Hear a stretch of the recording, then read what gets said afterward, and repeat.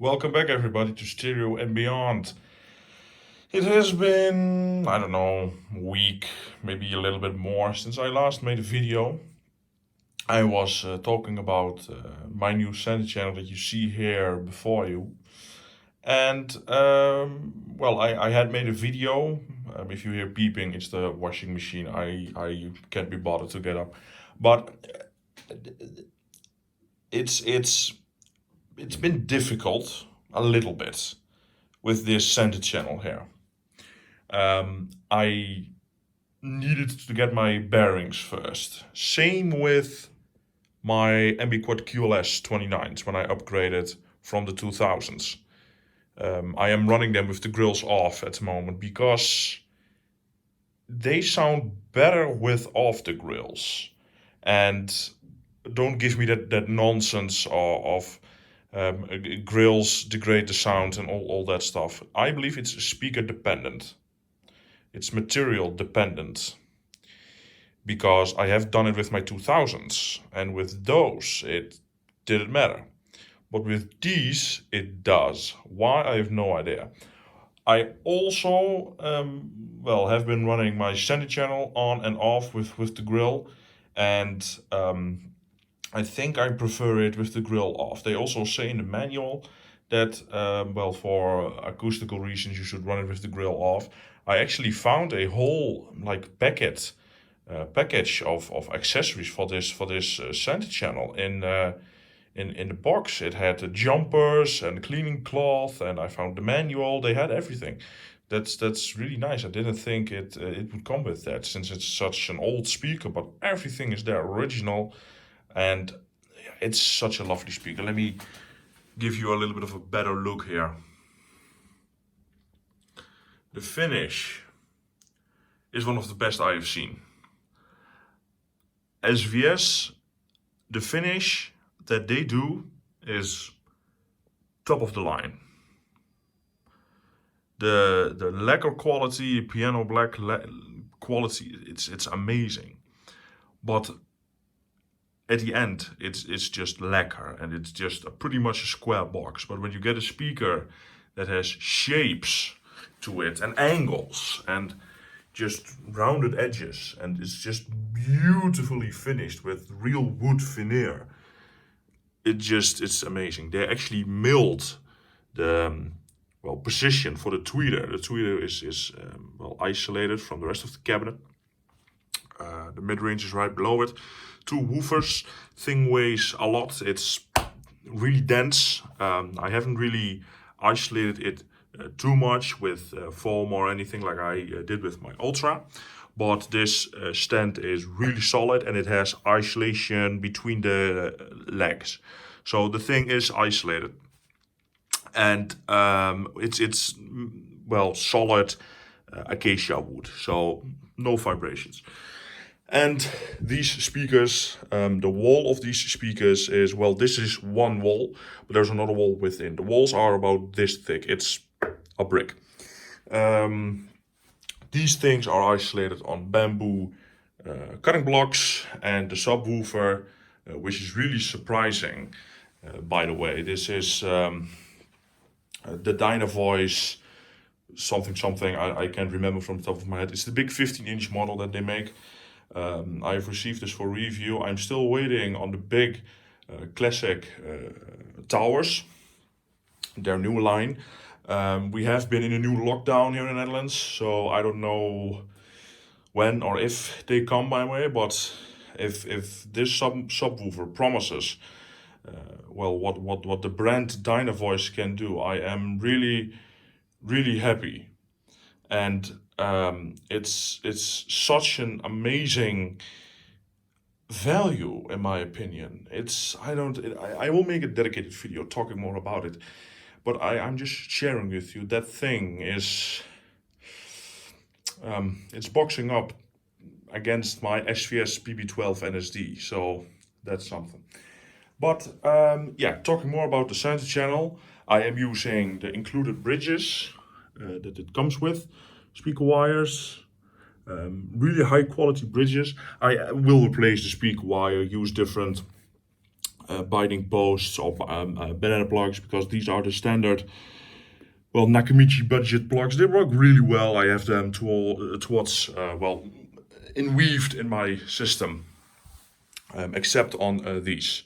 These I use AudioQuest Rocket 44 cables with appropriate plugs, and well, I think I will also wire this with 44 and use well, dedicated high quality banana posts, plugs. So I have been up to a couple of things, and I have ideas for a couple of videos. I will talk about it a little bit. Let me sit properly here.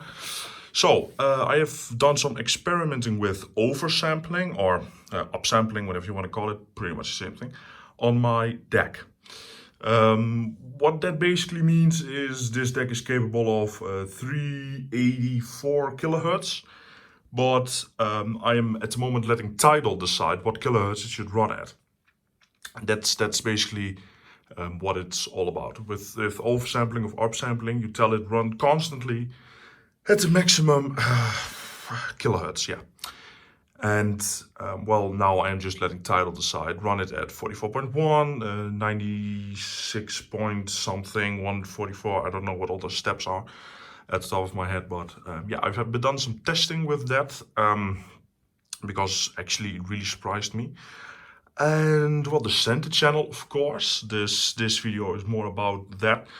Then I will also talk a little bit about some future upgrades, because I am not putting my turntable over there. I will well, relocate it in the room. Then I will also make a video talking about that subwoofer and my experiences with it so far. So probably I will do a couple of those today or tomorrow, I don't know.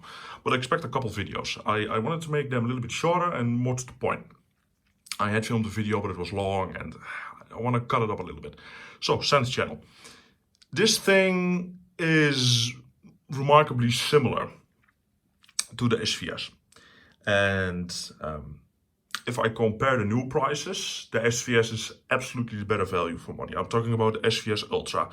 The SVS Prime is no competitor to this. It's no competitive, the words English. It is no competition to the Ultra, the SVS Prime.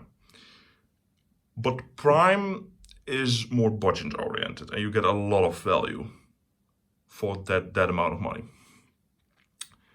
But the Ultra, it's about 800. This one new costs 2,500.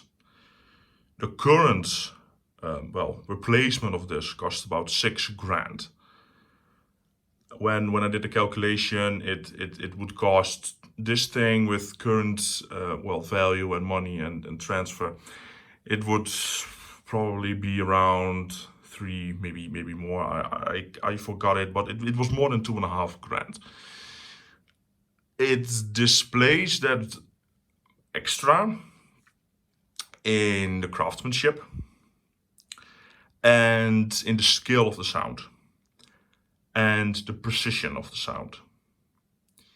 We're talking about high quality speakers here. As much as the SVS doesn't represent the price of high-end audio, for a center channel, you can do better than that unless you go up to really big center channels like this.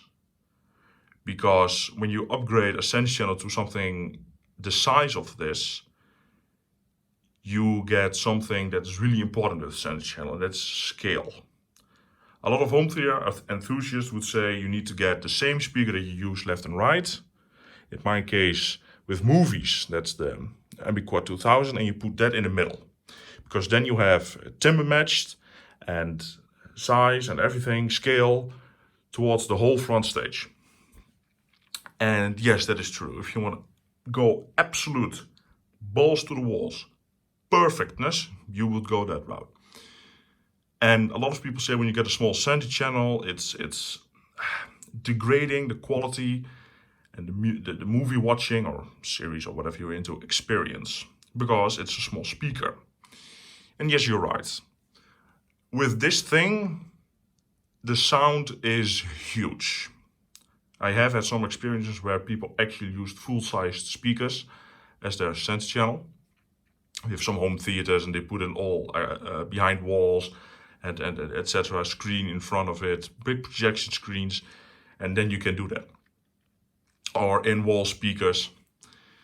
But normal center channels, for normal money, you can really go bigger than an SVS Ultra kind of size. If you want to go further than that, you need to spend a lot more, not double, triple, quadruple the price. Then you would get into these size of center channels. Wilkins is one of the only ones that actually makes this size center channel, and this one is made to match the 803 Nautilus. Those aren't small speakers. Yet they would probably fit. Well, I know they would fit in my QLS 29s, but that's beside the point. This center channel displays such scale with voices and sounds and thing that happens on screen.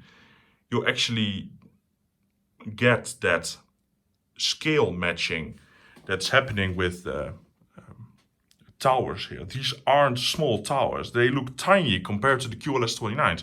But these things, these Ambiquad 2000s, are huge. Huge. These QLS 29s are just ginormous. They're actually like coffins.